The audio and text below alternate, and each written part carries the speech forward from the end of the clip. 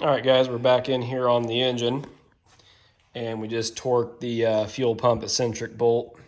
Got it all torqued up, and all that stuff's on and set, and everything underneath here is ready to go. Gasket's been on and ready to rock. Now I got to tack the pickup. So got the welder ready and ran over here. So we're gonna set it up, and I'm gonna get my ground clamped on, and we're gonna tack this thing together.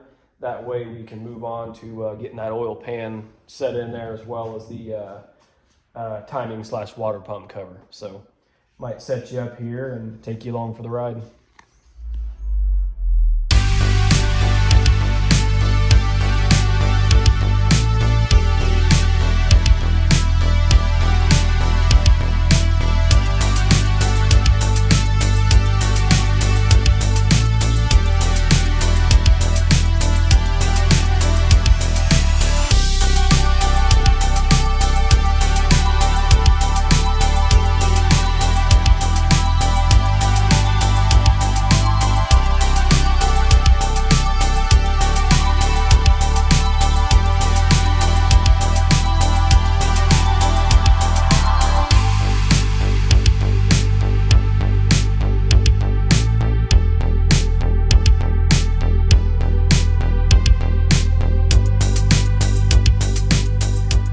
Okay, can't really remember what I filmed last, but anyway, we set the oil pan down on there, got her all sealed up, as well as the front water pump/timing cover. And we're all good there. Everything's all sealed up and torqued down for what we got. Flipped the engine over and got all our head bolts ready. Put our new head gaskets on, set the heads on it, which I think I filmed that, setting one of the heads on it anyway. We just lubed up our head bolts, so now we're ready to get the torque wrench out and start torquing these things. So we'll set you guys up with a little time lapse here, and we got to do a different sequence. I think, 60 foot-pounds, and then 80 foot-pounds, and then 105? Yeah, so we got 3 different torque sequences to do here. So we'll set you guys up, because that'll take a little while to get that knocked out. And get back with you when we're all finished up.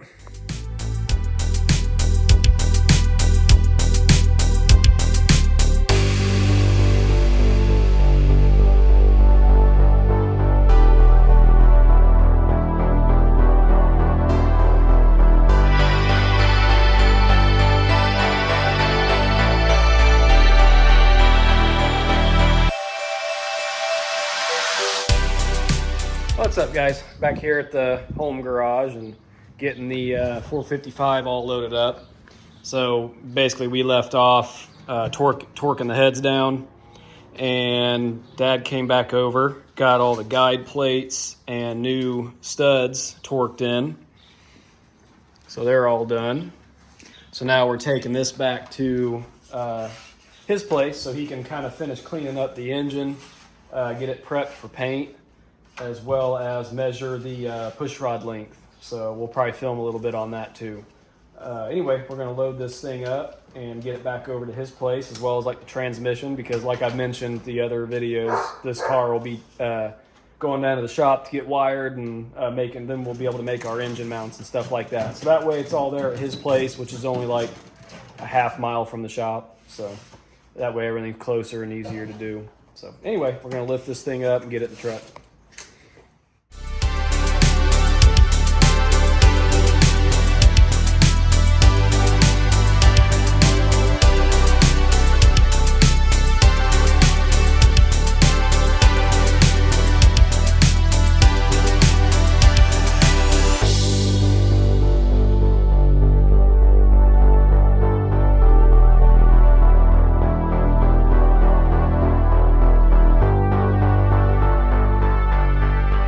What's up, guys?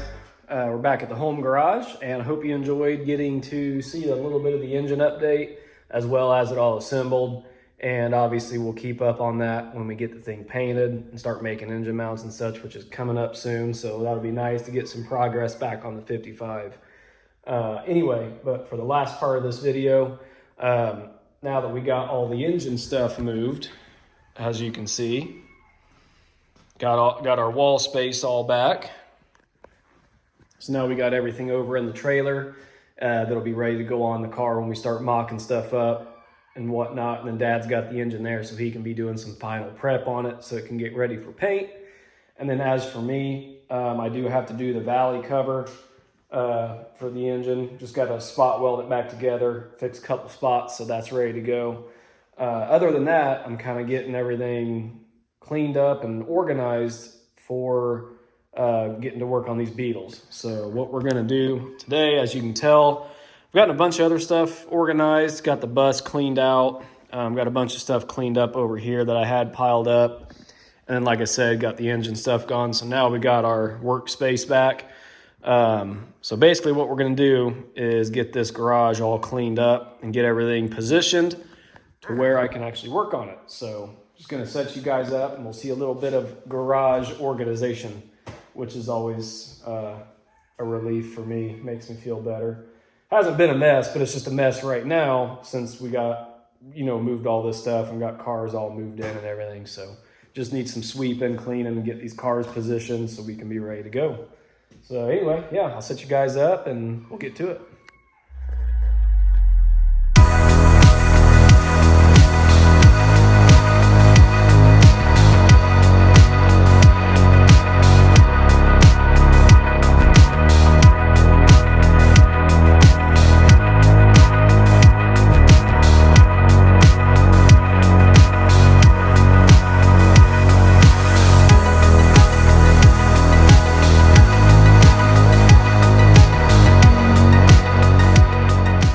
Okay, as you guys saw, we got some stuff cleaned up, swept up just a little bit, got the bugs moved around, got my wife's 65 positioned where I wanted it. And if you guys hear about my untimely passing, you'll know why, because I got it sitting on my Harbor Freight jack stands. So we got it ready to work on.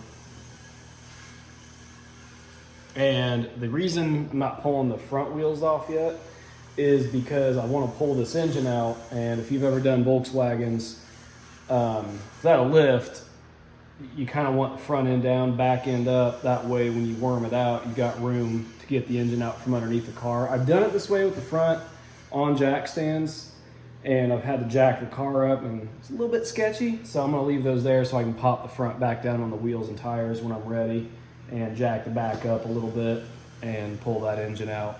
That engine runs great. It just needs cleaned up and, tune up basically, get all the gunk knocked off of it from sitting, pretty it up a little bit. But I don't think I've ever properly gone over this car on the channel. So figured I'd introduce it since this is going to be the newest Volkswagen project, because I can't afford anything for that, so it's got to wait.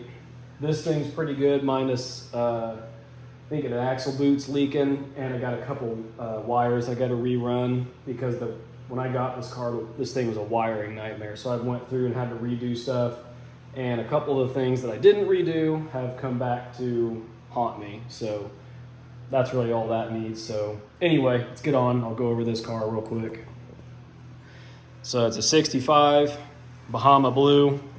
It's got a respray on it, not very good, but for a driver, we can wash this thing, polish it up a little bit, and it'll be awesome. I got bumpers for it, both front and rear, and I got front seats for it. Those are in storage.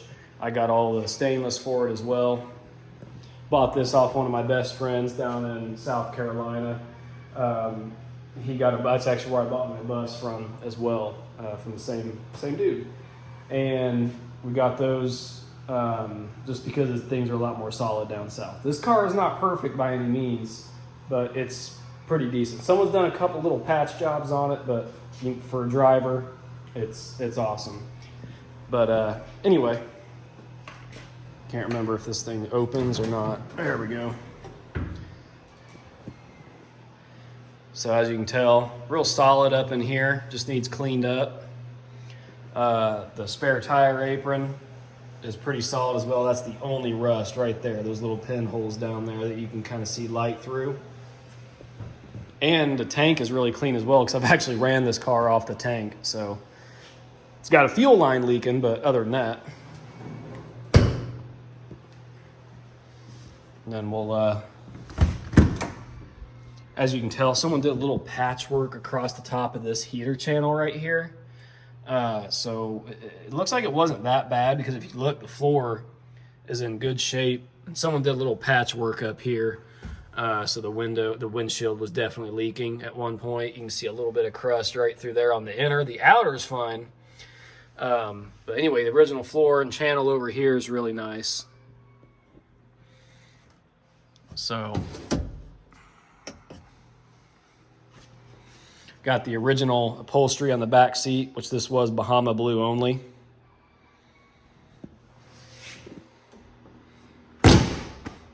And got pop outs on the rear, which, well, we'll finish going over this stuff real quick. And got a little 1600 dual port. As you can tell, it's just really dirty and just needs cleaned up. I'm not sure what was going on with the pink, but definitely not my flavor. And my wife might like it, but they didn't do a very good job. So we're gonna do something, we're gonna do it right. But anyway, yeah, this thing runs great. It has great oil pressure too.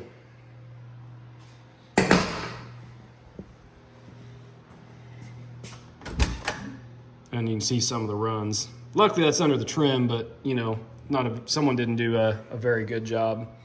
Steering wheel's in pretty decent shape. Parking brake works. I mean, overall, everything's in really good shape on this car. Actually, here's this heater channel. You can tell it's really nice. So basically all the spots these cars rust out, this one isn't. Like I said, it's got some flaws here and there, but overall for driver quality, it's awesome. It's got a brand new rear window seal in it, new windshield seal, which I think it still leaks a little bit because someone didn't put it in right. I don't think, if I'm not mistaken, but anyway, we'll hit you with a little knowledge here for you guys that don't know.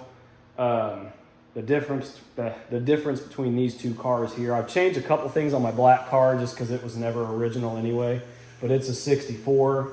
The Bahama Blue's a 65. So the biggest differences on why 64s are normally worth just a little bit more than your 5s is if you look. 5's the first year for what we call big window.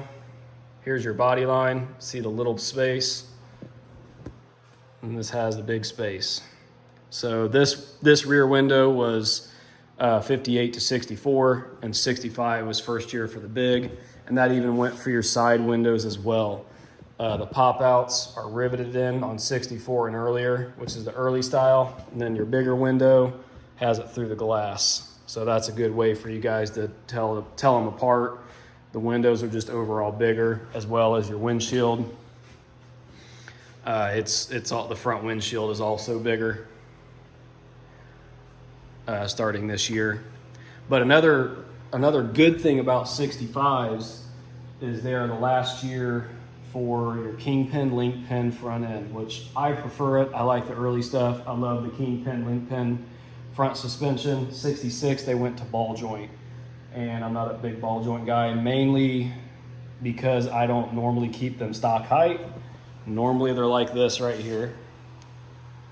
And slamming ball joint cars is a whole different ball game because the beams are the torsions are separated wider, which means you can't go as low without hitting the frame head, and you got to do, but you can do the same amount of work to those because these kind of need it as well, but just a lot easier with Kingpin link pin for lowering, and just, I don't know, just prefer it. So the 65 is kind of like a good year for like great affordability because you got some of the early features like the good early style headlight buckets. And then 64 was the first year for the bigger turn signals. I put the earlier ones on mine. These are what you call your peanuts. That was up till 63. But so 65 is kind of like a great in-between year. You got some of the later model stuff, but you get some of the early stuff as well. The bigger glass, it makes getting pop outs and things like that a lot more affordable because believe it or not, these right here, you're talking $400 or $500 for a set. And some of them are going even more than that in good shape. And then the other ones are about 100 to 250 depending on condition for the 65 and up. So that's where the difference comes into play. On the back end of these, you'll notice the difference here in deck lids. I put this Pope's nose was up to 63, and that shouldn't be on this car, but I did it because I like it better. And T-handle was 64 was the last year for that. So you come over to the 5, you got the wide license plate light, which this was 64 as well. And then 65 was first year for the push button, which is a whole different latch mechanism as well. Same tail lights. These tail lights were from 62 to 67. Mine are the Euro on this car. There's American spec. I can go on and on about differences, but that's kind of a few to point out since they're sitting right next to each other. So it's kind of cool to be able to see those, which is, you know, it's kind of neat. Even these lines right here, 64 is the first year for them to stop there. 3 prior came down and went like that. I mean, there's a lot of, I'd go on and on and on about a bunch of differences, but that's just some key items. If you guys don't know these cars very well and you see one, you might find one for a good deal, and now you'll be able to kind of differentiate some years. And then I also added a front badge on this car, which ended in 62. 63 was just a full chrome like this. So 61, 62 was this badge here, and then 56 through 60 was a earlier style badge, which I have on my 59. You guys can go back and check that video out. Pretty sure I included that in there. Some good information about the hood crests. And also 64 was the last year for the good low back seats. They're the small low backs, 65 and up, went to a wider one. And they were like 65, 6, and 7 only. And then they started getting even different up into there. I don't really mess with Beetles beyond 65. 65 is like my cutoff year. And bus-wise, 67 is my cutoff. I deal with all the early stuff. Don't care for any of the later stuff. Just my personal preference. But anyway, I know this has kind of been rambling on, but figured you guys might be interested in some of this info and getting caught up for all the stuff I'm going to be, since I'm going to be including this on the channel.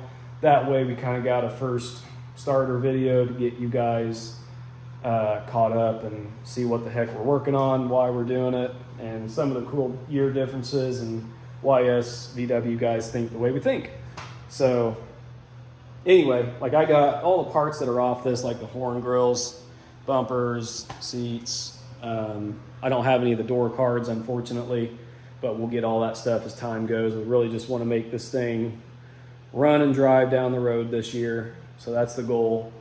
But anyway, yeah. So I hope you guys enjoyed getting caught up with the 55 engine, as well as getting to see some of this Volkswagen stuff. If there's anything else you guys are interested in on these Beetles, let me know. And like I said, I'm going to start a little video series on the 65 and what we're doing with it to get it up and running. I'm not sure how long it'll take or what all I'm going to do. It's probably going to be brake line, fuel line, pull the engine, clutch, throwout bearing, clean stuff up, repaint some things to pretty it up, toss the seats in it, clean the inside out, and fix some of the wiring, and make it go down the road so my wife can go out and enjoy it, and we can go bot around town in them and get some ice cream and all that fun stuff. So I'm gonna quit rambling on, and we're gonna go ahead and end it here. Not sure what we're gonna get into for the next video, but anyway, hope you guys enjoyed it, and remember to like, comment, and subscribe, and we'll see you in the next video.